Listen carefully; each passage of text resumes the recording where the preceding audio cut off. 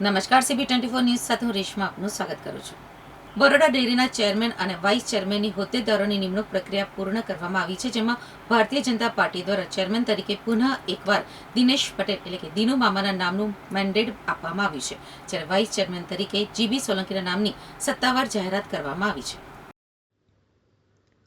સભાસદોની ઉપસ્થિતિમાં યોજાયેલી બેઠકમાં સંયોજક બિપિન ગોતા દ્વારા ચેરમેન પદ માટે દિનુ મામાના નામની સત્તાવાર જાહેરાત કરવામાં આવી હતી, જ્યારે વાઇસ ચેરમેન પદની જવાબદારી GB સોલંકીને સોંપવામાં આવી છે. સહકારી ક્ષેત્રમાં ઊંડો અનુભવ અને ખેડૂતો સાથે સીધો સંપર્ક ધરાવતા આ બંને દિગ્ગજ નેતાઓની સર્વાનુમતે રિપીટ વરણી કરવામાં આવતા ડેરીના વહીવટમાં વધુ સુગમતા આવશે તો વિશ્વાસ વ્યક્ત કરવામાં આવી રહ્યો છે. સહકારી સંગઠનને મજબૂત બનાવવા અને પશુપાલકોના હિતમાં નિર્ણય લેવા માટે નવી નિમાયેલી બોડી કટિબદ્ધ રહેશે તેમ જણાવવામાં આવ્યું હતું. વરણી બાદ નવનિયુક્ત ચેરમેન દિનુ મામા અને વાઇસ ચેરમેન GB સોલંકીનું ફૂલહાર પહેરાવીને ઉષ્માભેર સ્વાગત કરવામાં આવ્યું હતું.